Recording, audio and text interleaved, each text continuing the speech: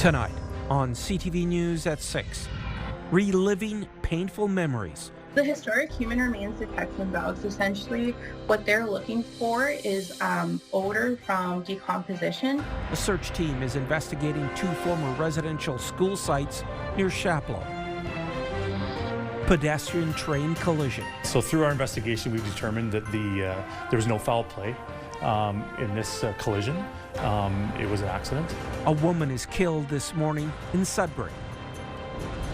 And it's coming down. Are we making our community better, or are we tearing down? A popular restaurant in downtown Sudbury is making way for the city's new events center. CTV News at 6 with Tony Ryma and Rick Wyman with weather. Good evening and thanks for being with us on this Tuesday. Charges of attempted murder have been laid in the stabbing of a Wikwemikong tribal police officer yesterday. OPP confirmed the 20-year-old arrested yesterday in connection with the incident has been charged and is in custody until a bail hearing tomorrow. The officer was attacked with a knife early Monday morning while responding to a call on Andrew Crescent and had to be airlifted to Sudbury's Health Sciences North. Wikwemikong tribal police say the officer is recovering well. 3 First Nations are coming together to search the former St. John's residential school sites near Chapleau. This story may be upsetting to some viewers. CTV's Lydia Chubak has those details. From August 1st to August 3rd, a team of historic human remains detection dogs will be searching 2 sites that belong to St. John's residential school near Chapleau. Other types of searches of the sites have been done, including using ground-penetrating radar. But Dixon says one site is heavily wooded and is not ideal for that method. At the second site, there is a graveyard for former St. John students. The historic human remains detection dogs, essentially what they're looking for is odor from decomposition. And they've been specially trained to make sure that they're not confusing the odor they're looking for with composition from animals.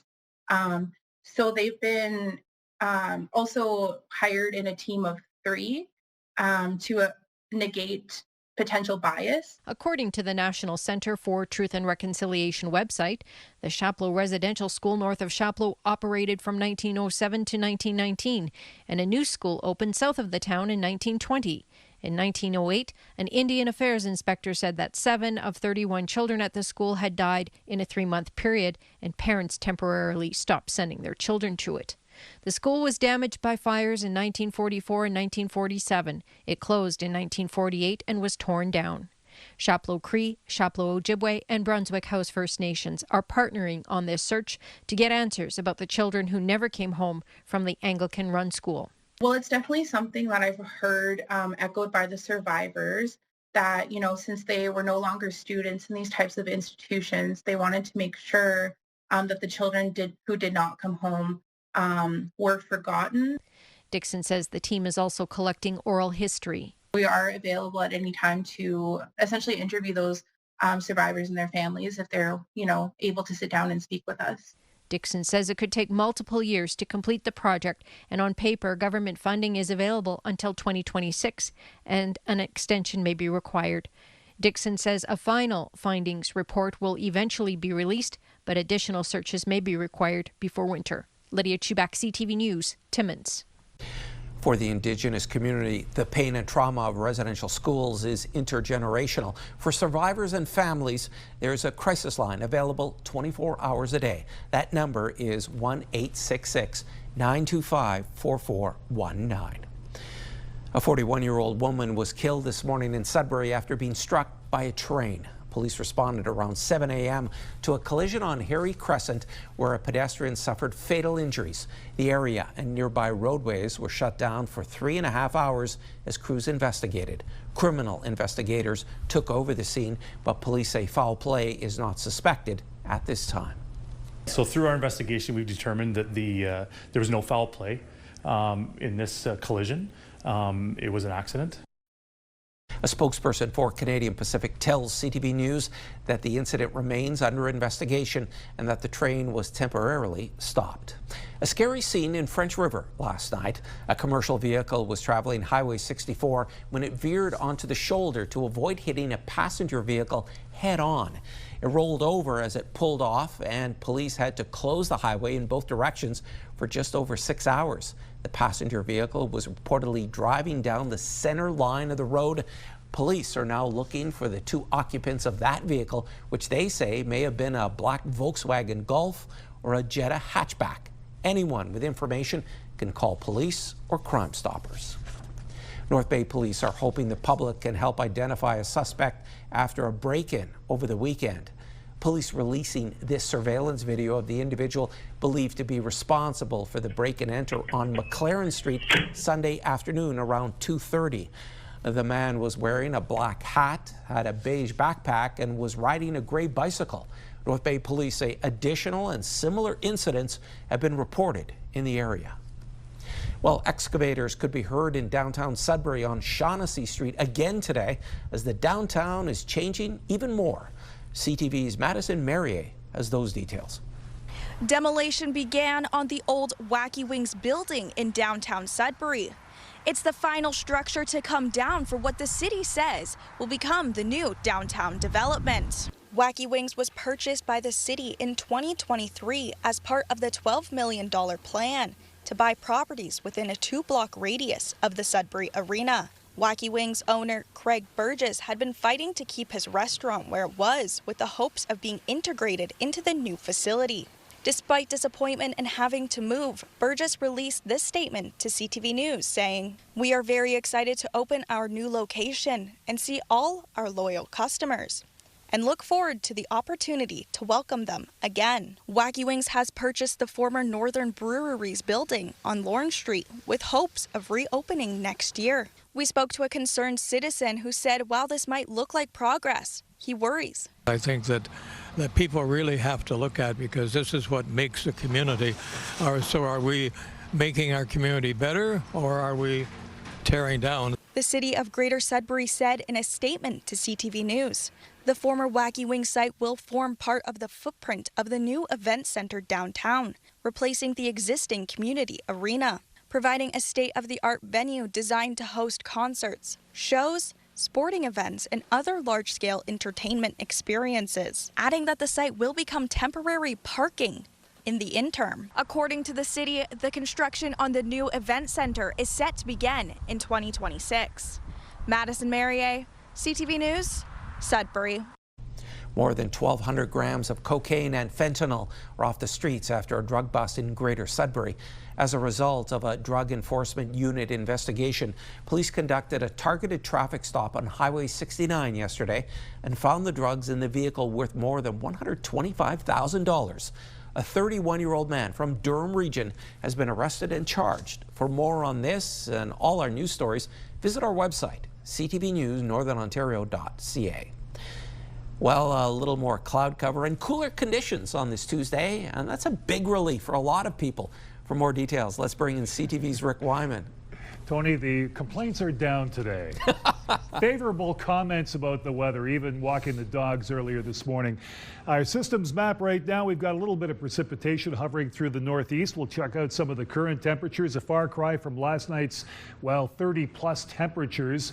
Humid X factor is still into play, but not nearly as severe as they were last night. We'll take a look at some of the currents. And of course, we'll get into the 7-day details a little bit later on. Tony, you'll like the forecast. Plenty of sunshine and some of those temperatures not severe, upper 20s, a little bit above normal, but very comfortable, to say the least, if I can use that expression. Again, you'll like them, Tony. Back in a few. Comfortable is good. Thanks so much for that, Rick. No go for the drone show. Still to come on CTV News at 6. Why did the city of North Bay pull the plug on an event? First, let's head to downtown Parry Sound. This live webcam is from Northern Creations. We are back after this commercial break.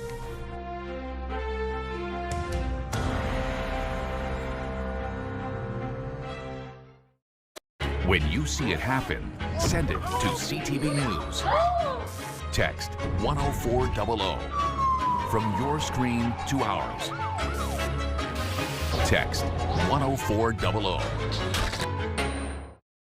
An update now to a story involving the small township of Fauquier-Strickland, about an hour and a half northwest of Timmins. According to the agenda for an upcoming special council meeting, the mayor has received communication from the Minister of Municipal Affairs and Housing, advising of interim emergency funds of up to $300,000 being made available with specific conditions. This after accumulating $2.5 million in debt over the past decade, and the announcement last month it would have to stop most of its core services by August 1st.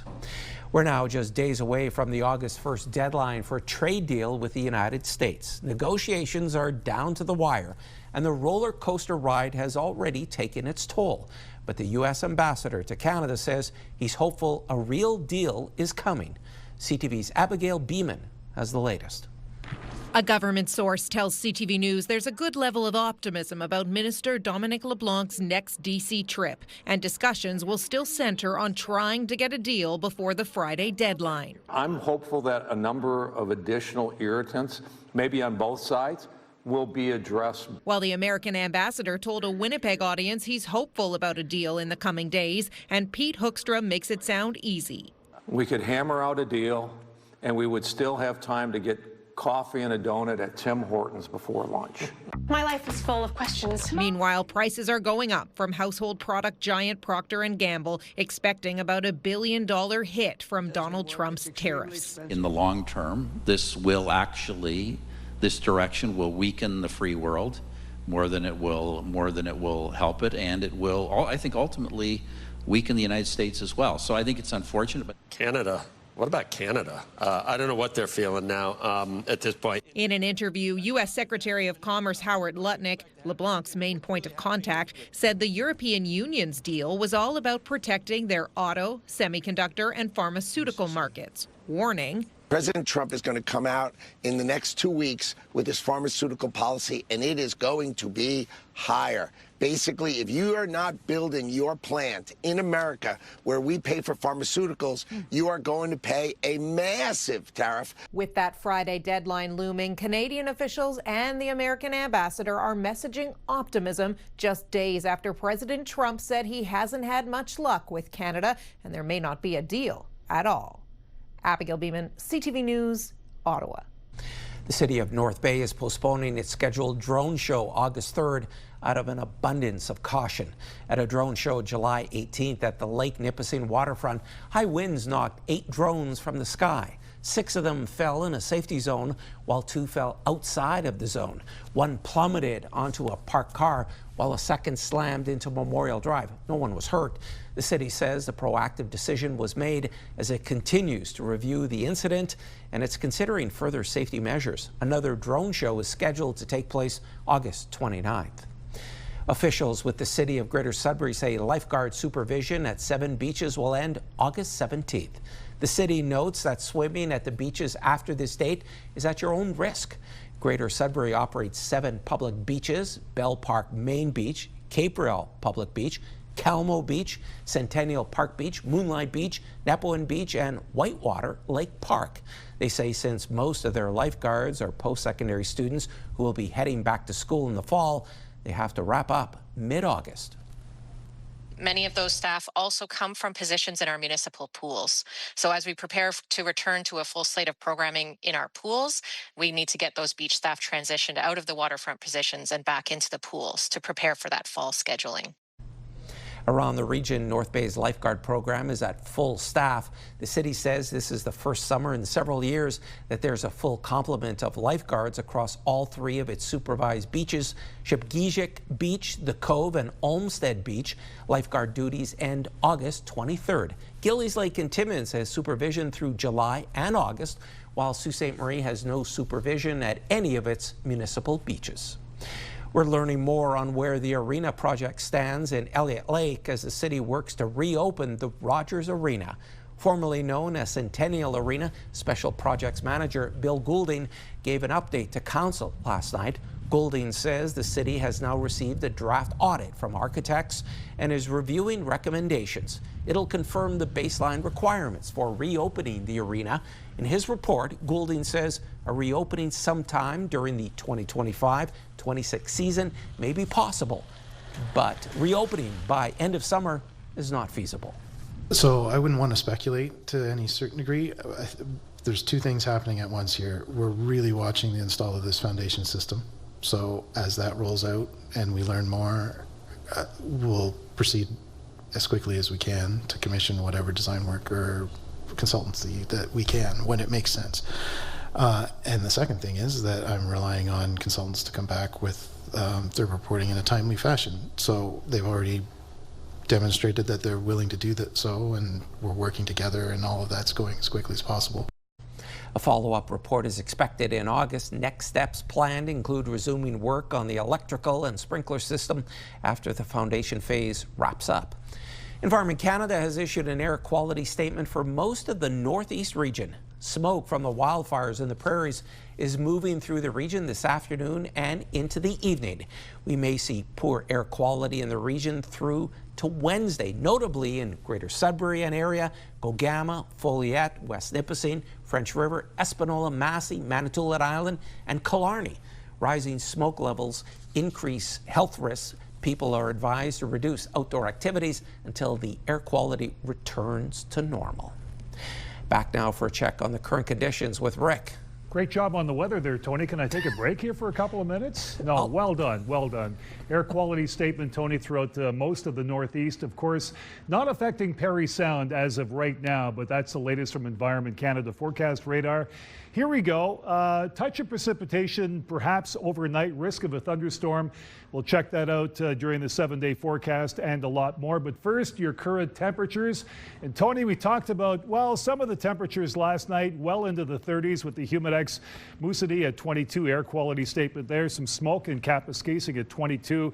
Timmins more the same as well with the smoke factor at 25. Cochrane not affected in the last hour at 22 with cloud cover. Chapleau 21 with cloud. Wawa mainly sunny. Sault Ste. Marie, partly cloudy skies. Of course, the Humidex factor also into play with these temperatures. Parry Sound, some sun and cloud with the Humidex. North Bay, 31. Temiskaming Shores, 28. And Kirkland Lake, 26. Meanwhile, Greater Sudbury Nickel Belt at 30. Espanola, mainly sunny at 30. Elliott Lake, 31. And Gore Bay at 32. You want a 7-day forecast? I've got one. And your pick of the day coming up, Tony, just minutes away. Can't wait. Thanks, Rick. More countries are making the move. Next on CTV News at 6. The UK is set to recognize Palestinian statehood at the next UN General Assembly. And 4 people are killed in New York City after a gunman opens fire.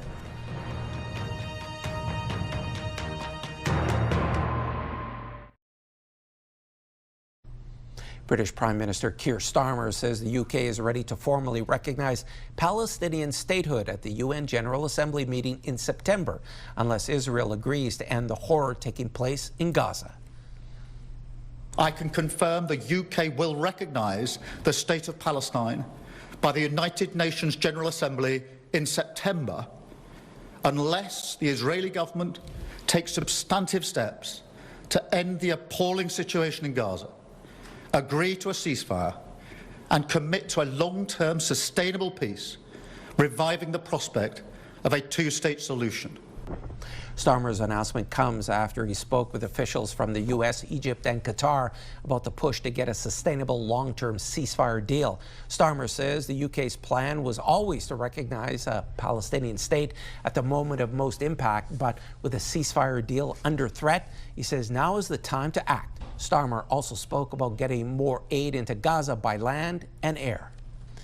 This is the leading international authority on food crisis, says the worst-case scenario of famine is playing out in the Gaza Strip.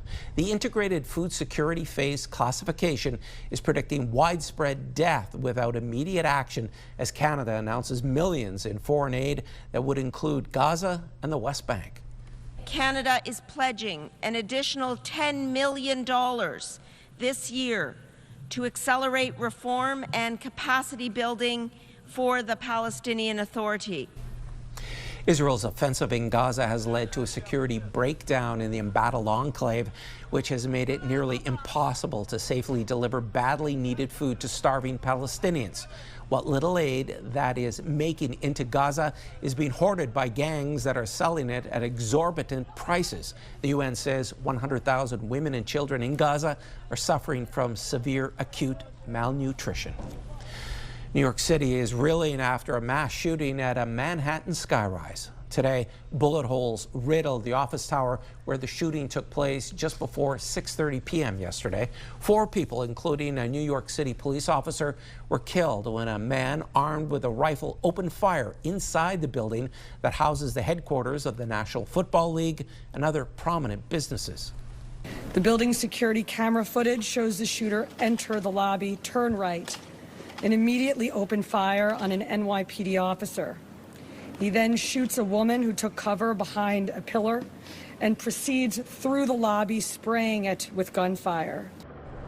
The gunman then made his way to the elevator, shooting 2 more people. He then shot and killed 1 more person on the 33rd floor before taking his own life. He has been identified as 27-year-old Shane Tamura of Las Vegas.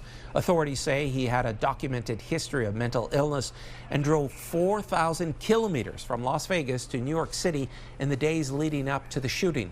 That's why police are going to Vegas. New York City Mayor Eric Adams saying today that the shooter had a note blaming the NFL for a brain injury he believed he suffered. The shooting came at the end of the workday when the area was filled with people.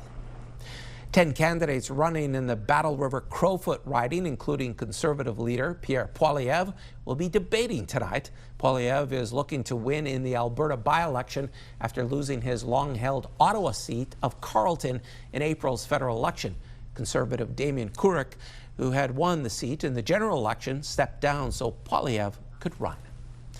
And around 210 candidates have been registered to run in the Battle River Crowfoot riding, many sponsored by the Longest Ballot Committee protest group. Elections Canada will combat this with a special ballot requiring voters to write in the name of the person they're voting for instead of marking their choice on a circle. Sudbury's Huntington University is partnering with an internationally renowned organization in France. The René Cassin Foundation signed a memorandum of understanding recently with Huntington's Canadian Institute of Human Rights and Global Health. The foundation is named for its Nobel Peace Prize winning founder and teaches international human rights law around the globe. This MOU offers a chance for increased learning and collaborative research between the 2 organizations. And there's more news still ahead, but first, here's your full weather forecast with Rick. Okay, just like that scene right behind you, Tony, we've got some beautiful weather coming up. Loads of sunshine. Just a hint of precipitation right now on our forecast radar. As you can see, that will dissipate by tomorrow. Some areas will have some cloud cover and maybe the chance of precipitation, but that will certainly pass, and then we'll have loads of sunshine for a couple of days, some sun and cloud, and some normal and above normal temperatures. Meanwhile, overnight, here we go.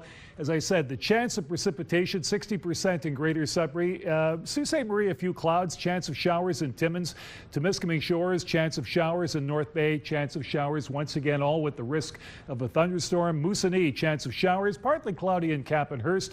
Wawa, chance of showers. Gore Bay, chance of showers, and more of the same. Perry Sound, and 16 overnight. 7-day numbers, Sudbury Nickel Belt, humidex at 27 tomorrow. Then check out the sunshine. Thursday, Friday, Saturday, Sunday, 4 consecutive days. Partly cloudy Monday and Tuesday. More sunshine. Some of those temperatures at 27 and 28, slightly above normal. Meanwhile, in Sault Ste. Marie, Algoma, UV index, it's up there. So make sure you've got that protection when you're out in the sun. 22, your daytime high. But of course, with the UV, it'll feel warmer. Thursday, we've got some sunshine. Friday, Saturday, partly cloudy on Sunday. Monday, some sun and cloud. And Tuesday, back to the sunshine, above normal, 27 and 28 degrees. Timmins Cochrane campus casing, chance of showers, risk of a thunderstorm for tomorrow. Then check this out. We've got 3 consecutive days of sunny skies at 21, 23, 27. 26 Sunday, sun and cloud. Monday, 24 sun and cloud. And of course, Tuesday, sun and cloud as well at 25. Temiskaming Shores, Kirkland Lake, Humidex at 26 tomorrow, then 3 consecutive days of sunshine at 21, 24, 27. 27 again on Sunday, some sun and cloud. Monday, 25 sun and cloud, and back to the sunshine. Mr. Sunshine returns on Tuesday with a high of 26, and that is above normal for this time of the year. North Bay, West Nipissing, Humidex at 25 tomorrow. 22 for a couple of days, and we've got sunny skies Thursday, Friday, Saturday, partly cloudy on Sunday at 26. Monday, sun and cloud 26 and 27 for Tuesday. Again, above normal, but it's not going to be sweltering that we've experienced those, ridiculous Humidex readings that we had in the upper 30s, approaching close to 40. Okay, here we go. Let's have a look at our pick of the day for today. Cheryl Landmark, Gross Cap, west of Sault Ste. Marie. Wow, talk about the piggyback ride. Not really a duck, a merganser duck, so I'm told. Thank you so much, my director, Lillian Pakula. She's up on the ducks, but it's not a duck, it's a merganser duck. Thank you so much, but I love the coloring and hitching a ride with mom. Just a beautiful pick there. Thank you so much, Cheryl. Stick around, Tony has more news and, of course, more burger wars coming up.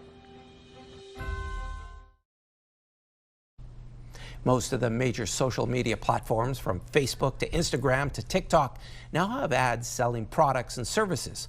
The ads often have extremely low prices, offering great deals, but police are warning some of them are scams you need to watch out for. CTV's Pat Foran has details. Well, it seemed greatly discounted. Keith Edwards of Bowmanville says he was on Facebook when he noticed an ad for an electric bike. It had a list price of $900 US, but was heavily discounted to just $92. Who wouldn't want to bargain for an e-bike that looked solid? I'm a regular cyclist, and I just thought this would be a great help. Edwards bought the bike in January, and after 6 months of trying to contact the company and getting nowhere, he's resigned to the fact he'll probably never get it and was scammed.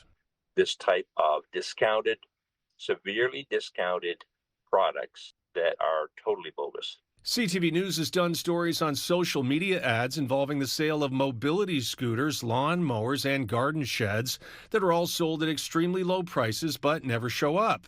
Sometimes luxury clothing will arrive, but it's actually a cheap knockoff. York Regional Police recently posted a warning about a social media scam involving hot air balloon rides. You could pay $45 in advance to ride in a hot air balloon, but when victims showed up at a local park, no one was there. There were no balloons set up. There's no staff from this Candle Experience company on site to assist them with their purchase. Police issued the warning to remind people just because something is for sale on a social media website, it doesn't mean it's legit. You have to be mindful of ads that do pop up. To avoid sponsored ad scams, confirm you're on a legitimate website, use caution buying through social media shops, contact a company in advance of a purchase, be suspicious of massive discounts and deals that seem too good to be true. CTV News contacted Meta, the parent company of Facebook, about the bike ad Edwards used, but we did not get a response. He plans to be more careful in the future. I just urge other consumers to be duly warned. Pat Foran, CTV News. A new report says Canada is falling behind when it comes to supporting people with dementia.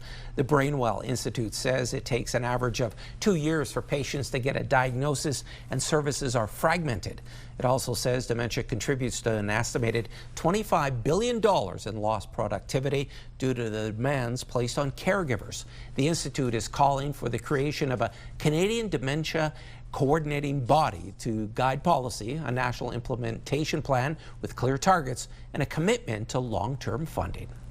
A new Canadian study could change how we treat a common and often debilitating joint condition. For millions living with knee osteoarthritis, there's now promising evidence that a lesser-known surgery could actually slow the disease, not just manage the pain. Here's CTV's Rita Ishmael with more. Knee osteoarthritis affects people around the world, bringing pain, stiffness, and eventually joint replacement surgery for many. But a new study led by researchers at Western University and the Fowler Kennedy Sport Medicine Clinic is offering hope. The surgeons will try to intervene earlier in the disease process than later, after the patient is not improving with good non-operative care. So in the surgery, they'll take that malaligned limb, so that bowed limb, and actually straighten it to shift loads away from that most damaged compartment of the knee. The 2-year clinical trial followed 145 patients, comparing those who had high tibial osteotomy, or HTO, along with non-surgical therapy, to those who had therapy alone. The results were clear. HTO slowed joint damage, reduced pain, and improved movement, offering the first real evidence that a treatment can actually change the course of osteoarthritis. Surgery has a long-standing history, many decades. It actually has roots in a lot of countries in Europe, and we actually had the original procedures being done here by Dr. Peter Fowler. While HTO is less common than joint replacement, the study's authors say it deserves renewed attention, especially for people in their 50s with specific alignment issues. The study also has wider implications in that it shows if you improve the biomechanics acting on the joint, you can actually alter the course of osteoarthritis. The procedure isn't for everyone, but for the right patients, it could delay or even prevent knee replacement. Rita Ismail, CTV News.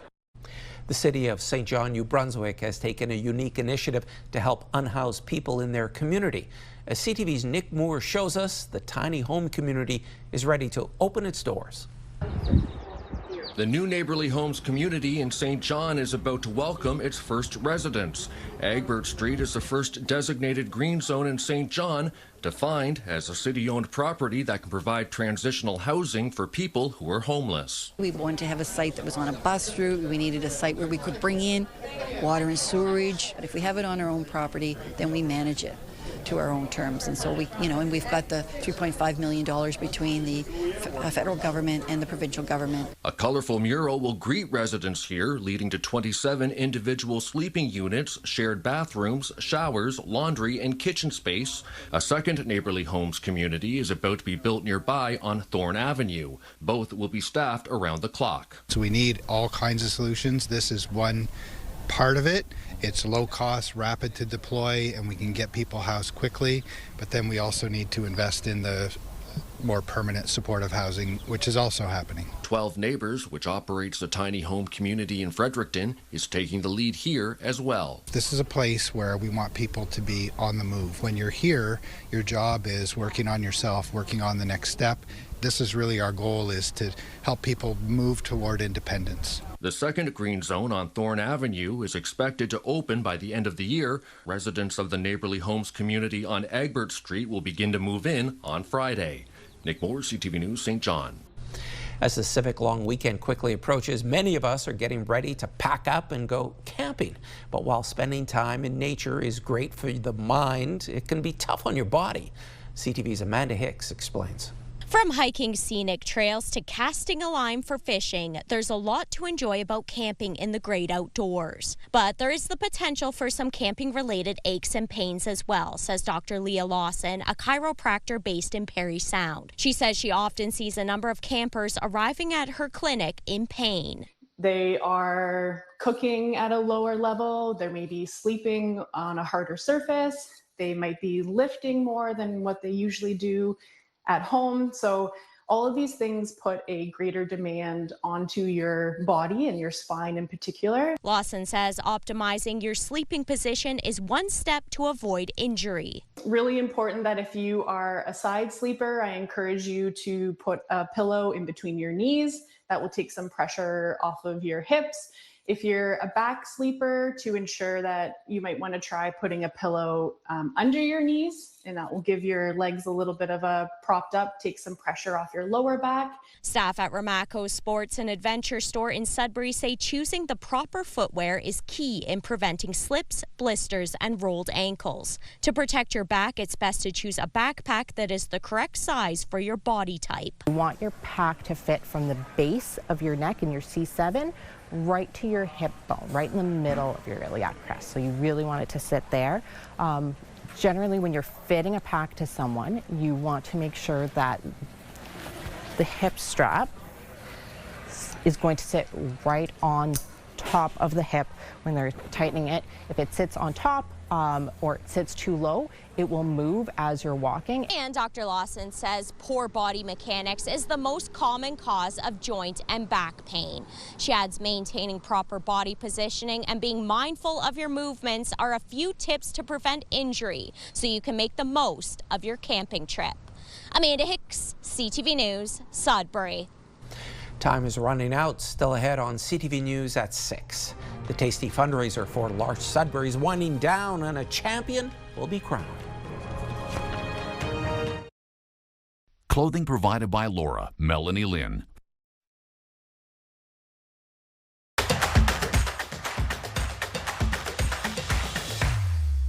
Burger Wars continues in Sudbury, and today's stop, we check out Tuco's Taco Lounge. I know, you wouldn't really think tacos and burgers going hand in hand, but yet here we are, and it's definitely one you have to check out. I'm joined by Courtney as we check out the Fat Mac Burger. I mean, tacos, burgers, what's the relationship here?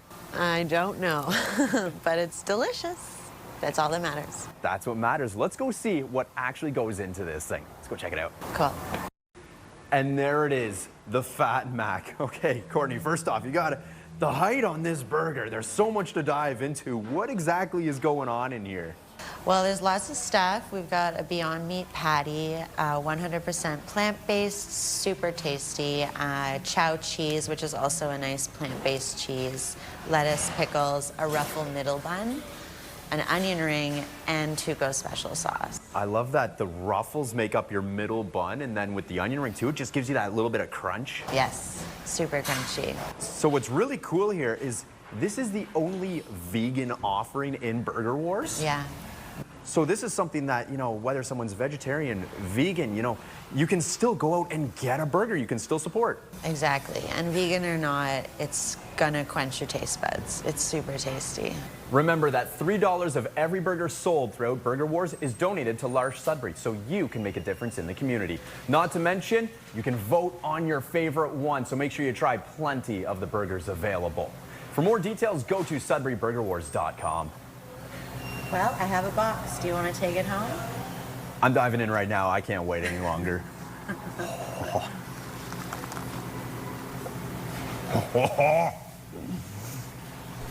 Well done, Josh. Well, the city of Cambridge has taken steps to protect the next generation of snapping turtles by closing down a local baseball diamond. CTV's Ashley Bacon tells us why.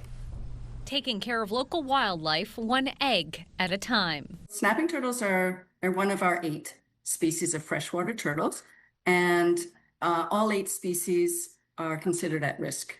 Turtles snapping up prime real estate at Riverside Park in Cambridge. City staff, through their regular maintenance of this ball field, did identify that a turtle was attempting to create its nests here, and so they did choose to protect the nest and close the ball diamond. The city of Cambridge closing this baseball diamond for the rest of the summer to help protect nests. We have rescheduled anything that was scheduled in this space to a different location. The reptile's breeding season generally runs from April through November, with peak egg laying happening around June and July. With changing weather patterns, as we know, this summer is extremely hot and the weather keeps yo-yoing. So we are seeing changes and fluctuations in that time period, but generally from May to July is typical. Initially, city staff explored other options like relocation. City staff had investigated the option of an incubation site, but unfortunately there was no space available with our partner agencies, and so we have cordoned off this space, and we do ask that the public be mindful of that and not disturb this process happening. It can take between 20 and 30 years for snapping turtles to reproduce, all the more reason to help one of our wetland residents. Given the low rate of turtles that actually reach sexual maturity. Protecting these nests is really important. The city expects the ball diamond to remain closed for 6 to 8 weeks. Ashley Bacon, CTV News, Cambridge. A special event in Toronto marked the release of a new book honoring Terry Fox. A is for adventure. Terry Fox had an older brother, younger brother, and little sister. It was always an adventure when they played together. B is for basketball. Terry loved all kinds of sports, especially basketball. He worked hard to be a good player. Author Denise Diaz read her book, T is for Terry, an ABC of Courage, to a group of children and their parents yesterday. The book chronicles Terry Fox's life from his childhood through to his Marathon of Hope in 1980. The book release is part of ongoing celebrations for the 45th anniversary of the Marathon of Hope. The largest all-women golf tournament north of Toronto took over the Ottawa Golf and Country Club in Sudbury today. 144 participants hit the links after creating this giant cancer ribbon. The event is so popular it sells out in just a few days, drawing female participants from Toronto and as far away as Hilton Head in the U.S. Health Sciences North Foundation is the recipient of the funds raised and has been since 2020. Organizers estimate they have raised more than $23,000 to date. Well, I lost my sister a couple of years ago to cancer.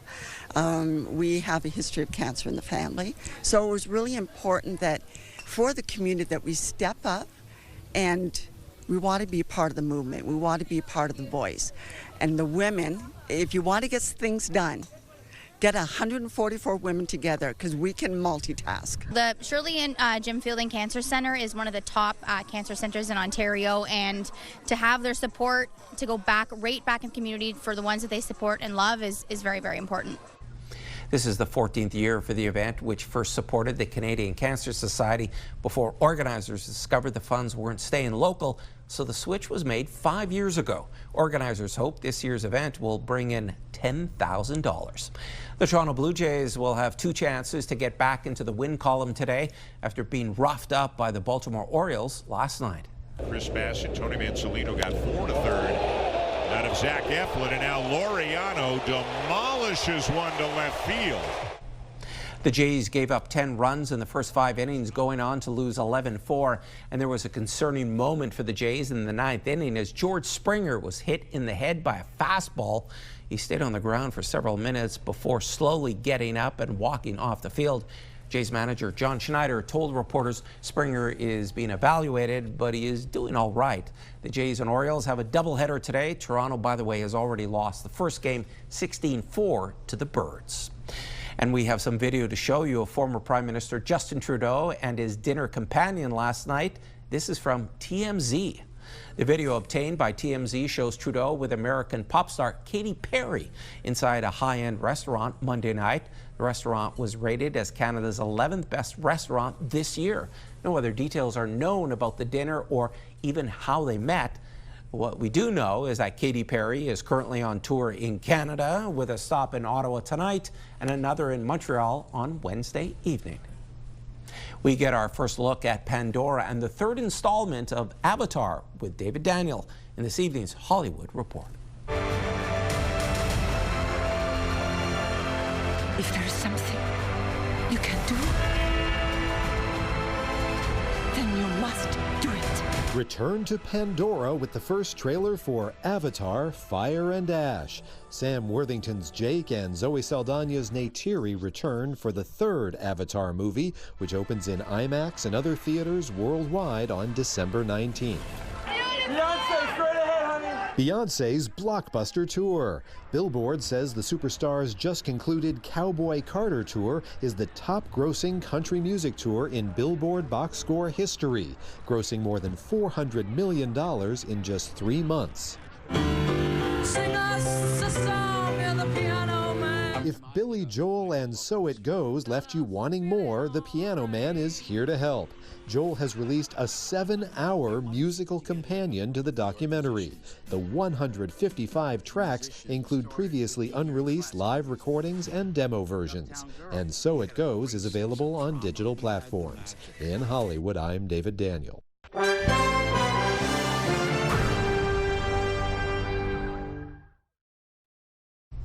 Fewer trips to the U.S. has led to a loss for Air Canada. The company reported its latest earnings. BNN Bloomberg's Marella Fernandez has more on that and other business headlines. Air Canada reported disappointing earnings in its second quarter. The airline's net income amounted to $186 million. That's less than half of its net income from the same period last year. The airline says it's grappling with a challenging environment created in part by geopolitical tension. Here's how the trading day ended. The Canadian dollar is down today to $72.59. West Texas Intermediate is up $2.50 to $69.21. Our fix on Western Canadian Select has it up as well, over $1 to $54.28. And it is another record close for the TSX. It shot up 134 points today to 27,539. Those are your business headlines. I'm Marella Fernandez. Here are the current prices for some key commodities we watch. Gold down $11.91, closing the day at $33.2646 U.S. an ounce. Silver up 4 cents to end the day at $38.20. Copper down 3 cents to $4.42. And nickel down a nickel, ending the day at $6.83 U.S. a pound. Rick is back now for one last look at your Wednesday weather. Lots of sunshine in the forecast in northeastern Ontario. Let's take a look at some of those temperatures that we can expect for tomorrow. Humidex of 27 in Greater Sudbury. Some cloud in the forecast. 19 in Timmins. Chance of showers. Okay, here we go. 22 in Sault Ste. Marie, but there's local smoke right across the northeast with that air quality, a statement issued by Environment Canada.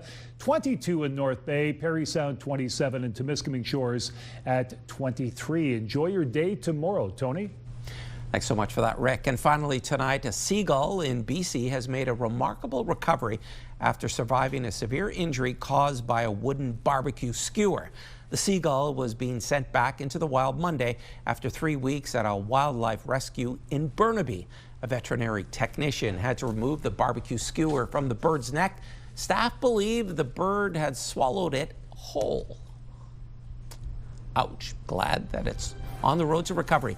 More news comes your way at 11:30. I'm Tony Ryma. Thanks for watching. Good night.